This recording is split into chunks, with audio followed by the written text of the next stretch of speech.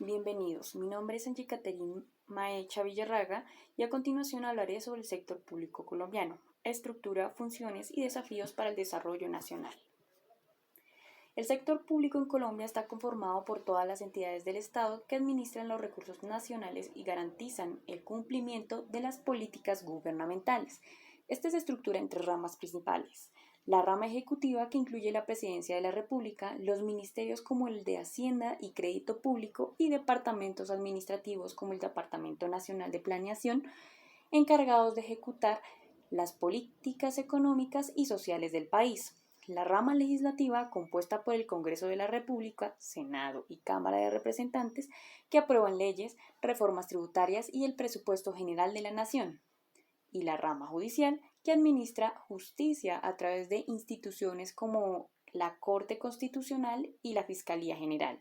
Además, existen entes autónomos como el Banco de la República, que maneja la política monetaria, y empresas públicas como Ecopetrol e ISA, que operan en sectores estratégicos. Este marco institucional se rige por la Constitución Política de Colombia de 1991 en el artículo 209 a 310 y la Ley 489 de 1998, que regula su organización y funcionamiento administrativo.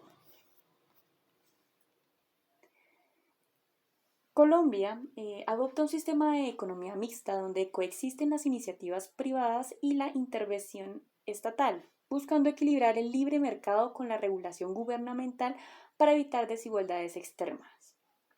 En este modelo, el sector privado domina industrias como el comercio, la manufactura y los servicios financieros, mientras que el gobierno regula sectores clave como la salud, la educación y la energía, además de ofrecer subsidios a poblaciones vulnerables como el Programa de Familias en Acción. Este sistema está respaldado por el artículo 333 de la Constitución, que reconoce la libertad económica pero con responsabilidad social, y la Ley 142 de 1994, Ley de Servicios Públicos, que regula la participación privada en servicios básicos como el agua y la energía.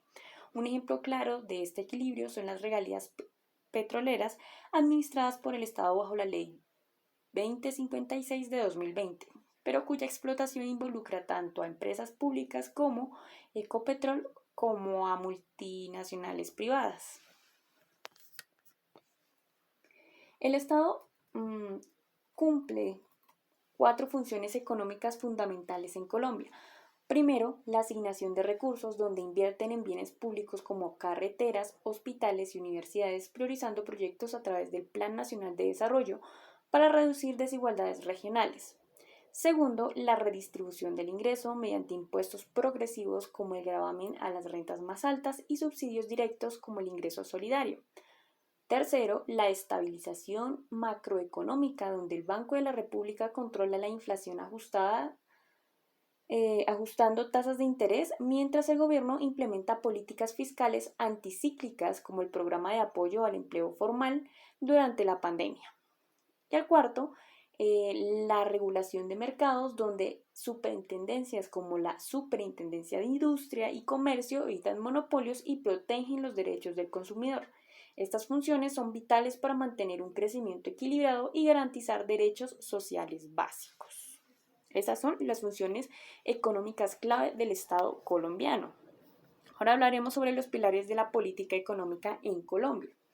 La política económica en Colombia es dirigida principalmente por el Ministerio de Hacienda y el Banco de la República, con el objetivo de mantener estabilidad, crecimiento y equidad. La política fiscal, por ejemplo, decide cuándo gastar y cómo recaudar impuestos, como ocurrió con la reforma tributaria de 2022, que aumentó los gravámenes a grandes fortunas para financiar programas sociales. La política monetaria, por su parte, es manejada por el Banco de la República, que ajusta las tasas de interés para controlar la inflación, manteniendo dentro de la meta del 2 al 4%. Además, la política comercial negocia tratados de libre comercio, los muy llamados TLC, como el firmado con Estados Unidos, para abrir mercados y dinamizar la economía. Estas políticas tienen un impacto directo en la vida de los colombianos. Cuando son bien diseñadas, reducen la pobreza y el desempleo, pero errores en su implementación pueden generar crisis como el aumento descontrolado de la deuda pública. Ahora hablaremos sobre instrumentos claves de la política económica en Colombia. Los instrumentos de política económica son herramientas clave para alcanzar estos objetivos. La política fiscal, por ejemplo, utiliza el gasto público y los impuestos para estimular o enfriar la economía, como ocurre con los subsidios a la gasolina implementados para evitar protestas sociales. La política monetaria, en cambio, controla la inflación mediante ajustes en las tasas de interés, como la subida aplicada en 2023 para frenar el alza de precios. La política comercial regula las importaciones y exportaciones a través de aranceles y tratados internacionales, como los aranceles a textiles chinos para proteger la industria local.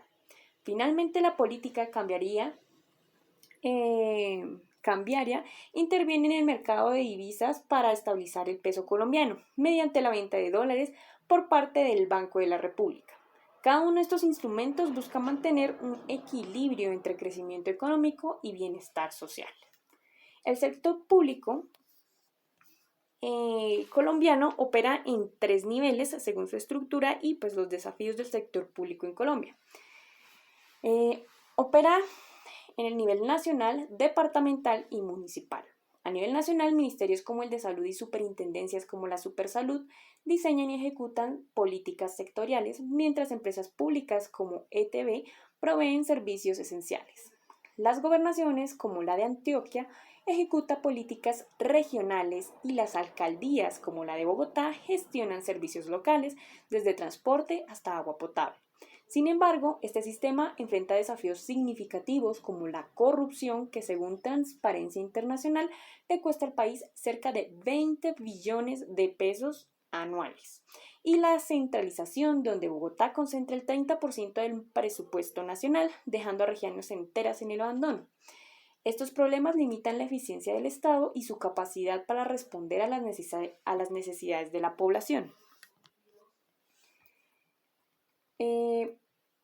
Uno de los mayores obstáculos para el sector público es la elusión y evasión de impuestos, que le cuestan al país aproximadamente 50 billones de pesos anuales, según la DIAN en 2023.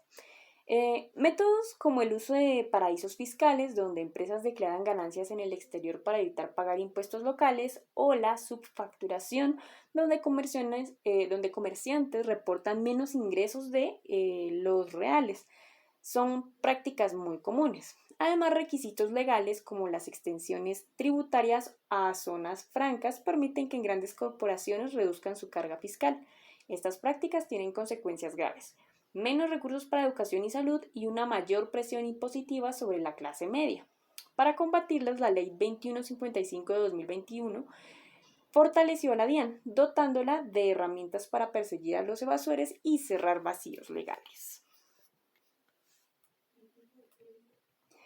Los ingresos del sector público provienen principalmente de fuentes tributarias y no tributarias. Los impuestos como el IVA, 19%, y el impuesto a la renta del 19 al 39% representan alrededor del 55% de los ingresos, mientras que las regalías petroleras, multas y ventas de activos completan el resto.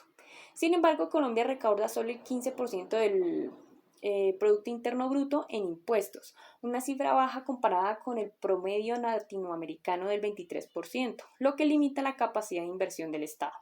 Por otro lado, los gastos se concentran en 3 áreas principales: el gasto social, equivalente al 60%, que incluye salud, educación y subsidios; de inversión en infraestructura, que es del 20%, como el Metro de Bogotá; y el servicio de la deuda, que corresponde a un 20%, que cubre los intereses de préstamos anteriores. Este desbalance ha llevado a un déficit fiscal del 4.8% del Producto Interno Bruto en 2023, donde los gastos superan los ingresos, aumentando la deuda pública y limitando el margen de acción del gobierno. En conclusión, podemos decir que el sector público colombiano es fundamental para el desarrollo económico y social del país, pero enfrenta desafíos críticos que requieren atención inmediata. Mayor transparencia en la gestión de recursos es esencial para reducir la corrupción, mientras que en reformas tributarias progresivas podrían asegurar que los más ricos contribuyan de manera justa. Además, una inversión más eficiente en regiones marginadas ayudaría a cerrar las brechas de desigualdad para lograrlo. Entonces, para lograrlo es crucial fortalecer instituciones como la DIAN y promover una cultura de cumplimiento tributario, asegurando que los recursos lleguen a donde más se necesiten. Con estas medidas, Colombia podría construir un sector público más robusto y equitativo, capaz de responder a las demandas de su población y garantizar un crecimiento sostenible en el largo plazo.